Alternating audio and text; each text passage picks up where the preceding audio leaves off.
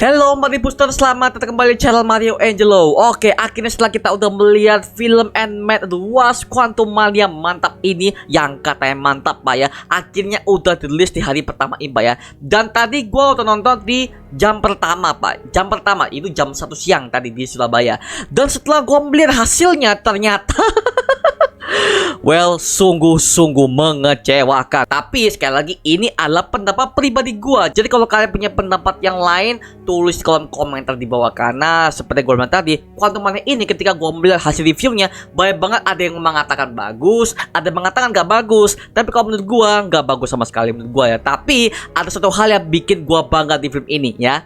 Nah, gua akan bahas mengenai hal positifnya. Yang pertama, positifnya adalah untuk visual efeknya bagus banget Pak. Maaf ya, visual efeknya untuk menggambarkan segi quantum realm-nya itu gila banget, maaf ya. Dan segi detailnya aja, dan segi langitnya, animasi pergerakan alien-aliennya, itu semuanya rapi banget. Itu gua nggak komen sama sekali, dan itu semuanya memanjakan mata banget Pak. Itu yang gua suka dari Quantumania, dari segi visual efek untuk menggambarkan quantum realm yang seluas itu. Dan jujur, quantum realm-nya terasa luas sekali. Itu yang gua suka.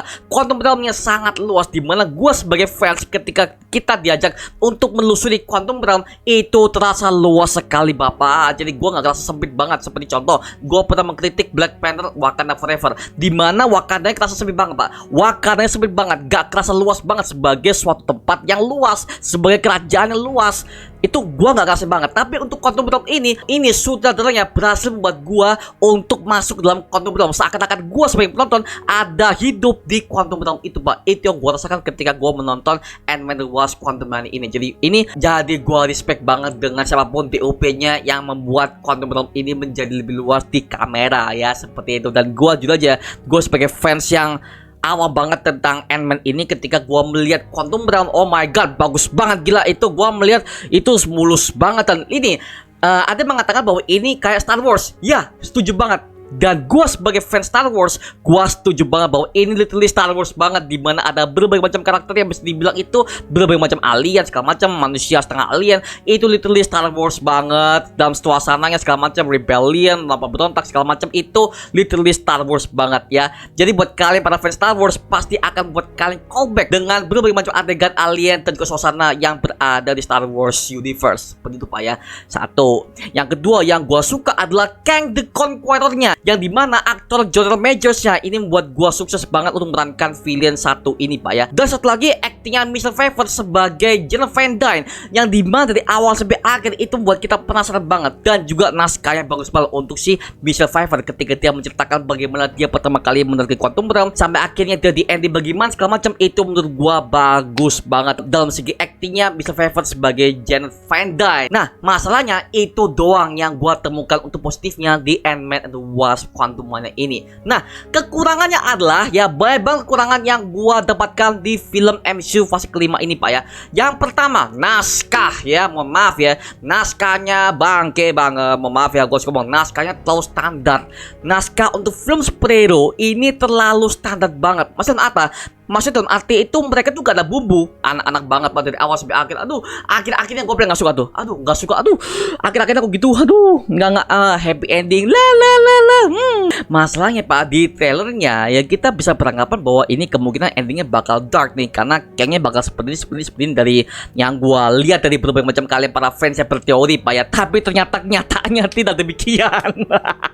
Naskahnya ancur banget. Aduh, gue nggak suka banget. Satu ya. Dan kedua, chemistry antara si Casey Lang dengan Scott Lang-nya ini menurut gue sangat dipaksakan sekali. Dari aktris dan aktornya itu gue bisa lihat Pak. Pertama, dari aktris yang memerankan si Casey Lang yang bernama Kathy Newton ini, ketika gue melihat dia memerankan si Casey Lang yang dimana notabene dia tuh sangat rindu banget dengan bapaknya, dan dimana dia tuh sangat peduli dengan bapaknya ketika dia tampil di film ini.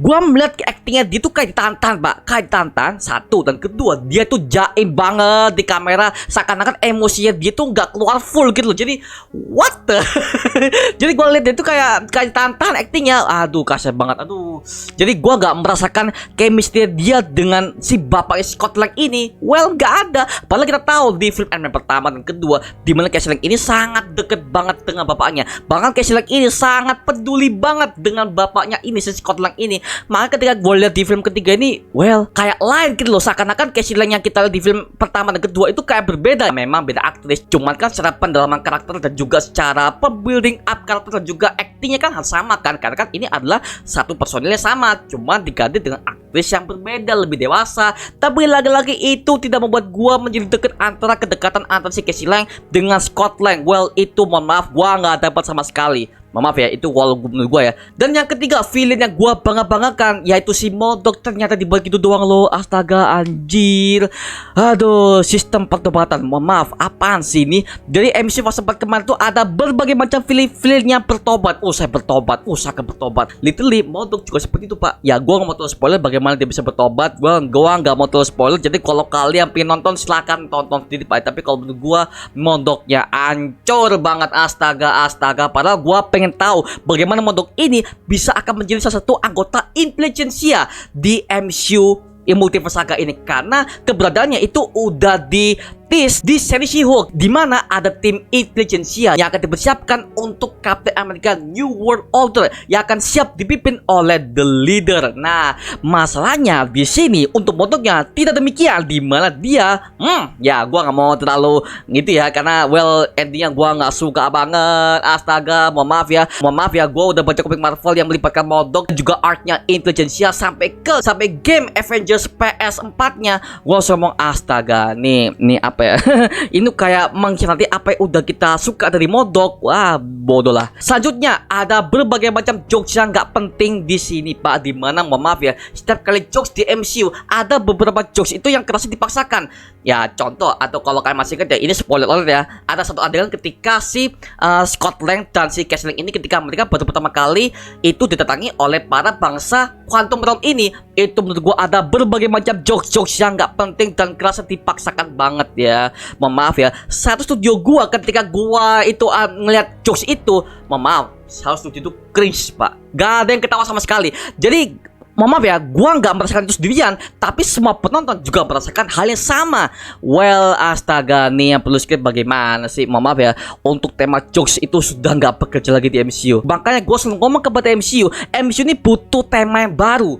Mohon maaf ya, kalau contoh, kita ambil contoh Moon Knight, habis itu Werewolf by Night. Kenapa ratingnya mereka tinggi? Karena ini adalah tema yang baru, tema dark, gore. Itu mereka tuh belum punya. Dan kenapa itu tinggi? Karena itu suatu hal yang baru untuk para fans Marvel, untuk para fans MCU yang baru mau explore MCU fase 4 dan sampai ke 5, 6 untuk Multiverse Saga. Well, makanya gue langsung ngomong, aduh astaga, makanya ini MCU untuk fase-fase jokes itu udah gak bekerja lagi, Pak. Mohon maaf ya, gue harus ngomong gini karena terbukti dari Thor Love and Thunder, She-Hulk ratingnya so anjlok kan, karena udah jokesnya udah gak bekerja lagi, Pak. Makanya gue pengen nih Quantum Mania, astaga, makanya gue udah curiga nih karena udah bawa Ant-Man yang dimana kita tahu bahwa di film M1 dan kedua itu udah jokesnya udah over banget. 3, gue pikir ini akan menjadi film MCU yang bertemakan dark dan juga untuk Avengers-nya bahkan dibuat lebih serius, tapi ternyata tidak demikian. Aduh.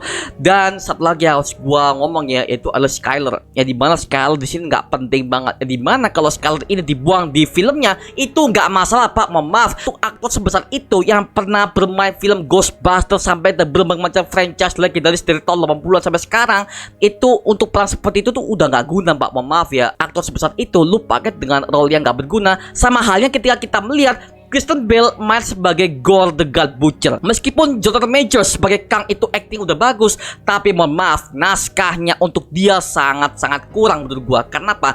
Gua sebagai fans, gua sebagai penonton tidak merasakan intimidasi si Kang ini sebagai villain. Mohon maaf ya, kalau kita menonton film superhero, kalau ada villain yang akan mengintimidasi tokoh utama, gua nggak merasa itu sebagai film mengerikan. Mohon maaf ya, gua tidak merasakan intimidatif dari sosok si Kang the Conqueror ini. Malahan kalau gua bandingkan dengan film MCU ampas seperti Thor Love and Thunder yang dimana film utamanya adalah Gore the God Butcher, gua harus ngomong mendingan Gore the God Butcher daripada si Kang ini. Dan gua sebagai fans takut meskipun dia bukan sebagai God Butcher, malah sebagai The Kid Butcher, sebagai kidnapper. Waduh, penculik anak-anak. Tapi dalam segi kengerian dia itu dapat banget, Pak. Oh, maaf ya, kalau untuk si Kang, gue nggak merasa takut sama dia. Gue merasa dia sebagai orang gila akan haus akan timeline aja. Tapi dalam segi takutnya gue kepada dia nggak kerasa loh. Sumpah, gue gak merasakan takut-takutnya dengan villain satu ini. Malah dia tuh akan digadang-gadang sebagai villain utama Multiverse Saga. Well, maaf, gue tidak merasakan hal itu. Maaf ya, ini buat kalian udah menonton. Dan kalau kalian punya pendapat lain, mungkin tulis aja di kolom komentar di bawah. Karena gue yakin kalian punya pendapat yang berbeda daripada gue. Jadi kalau kalian udah menonton video ini, kalian bisa benarkan omong-omongan gue. Tapi kalau kalian punya argumen lain, monggo tulis di kolom komentar di bawah. Seperti itu Pak ya. So, buat gue untuk Ant-Man Wasp Quantumania ini dari awal sampai akhir, plus dengan 2 post credit scene Pak ya. Untuk Quantumania akan ada 2 post credit scene yang dimana menurut gua ya biasa aja sih. Yang pertama gua bagus ya. 2 post credit scene pertama itu menurut gua bagus. Yang kedua agak sedikit ya gimana kayak biasa aja. Tapi yang pertama ini yang menurut gua bagus banget karena itu akan menjadi setup di berbagai macam project MCU yang berikutnya. Skor untuk Quantumania mantap ini gua kasih nilai 5 dari 10. Mohon maaf banget ya, 5 dari 10 karena ada begitu banyak hal negatif yang gua temukan dan maaf gua nggak enjoy dalam segi ceritanya. Tapi yang gua bisa bilang mantap ini adalah visual effect yang bagus banget dalam segi powernya, dalam segi CGI ketika Kang ini menjelaskan timeline bagaimana segala macam, multiverse segala macam. Bahkan untuk visual effect full, untuk tempat Quantum Realm semuanya full CGI dan itu rapi sekali. Itu yang gua suka dari visual effect Quantumania. Jadi intinya adalah Quantumania menurut gua untuk mantapnya adalah visual effectnya. Tapi untuk cerita, penama karakternya, untuk villainnya, oh enggak banget Pak. Untuk skripnya lagi-lagi, aduh skripnya kok gitu banget ya, maaf ya. Makanya Quantumania ini gua kira MCU bakal bertobat dengan memunculkan pembukaan MCU fase kelima, tapi ternyata menurut gua tidak Pak. Aduh, jadi ya gua anggap aja Quantumania ini hanya sebagai the other chapter aja dari MCU. Itu aja mengenai review singkat mengenai Quantumania ini, karena mungkin next gua akan bikin review spoiler untuk Ant-Man and the Wasp Quantumania ini. Seperti itu Pak ya. Nah, sekarang giliran kalian. Buat kalian yang udah nonton Ant-Man and the Wasp Quantumania ini, silahkan aja tulis di kolom komentar di bawah mengenai pendapat kalian mengenai Quantumania ini setelah kalian udah menonton film ini di bioskop kesayangan kalian. Oke, itu aja mengenai video kali ini. Coba like, comment, dan subscribe untuk mendukung gua sama video mendidik dan menghiburkan semua, karena gua janji sebisa mungkin gua akan buat video seperti lagi untuk kalian. Dan jangan lupa untuk hadir di nobar kita Pak ya, bersama dengan para api Marvel, dan kita akan siap untuk nobar bersama dengan kalian para community Marvel di seluruh Indonesia, terutama buat kalian yang berada di Surabaya. Kalian situ gua akan datang ke sana bareng kalian untuk membicarakan dan membahas mengenai Quantumania ini bersama para fans Marvel Surabaya. Oke? Dan terima kasih buat kalian yang udah bergabung ke membership community. Nama gua Angelo dan sampai ketemu di video berikutnya. Adios semuanya. Woo!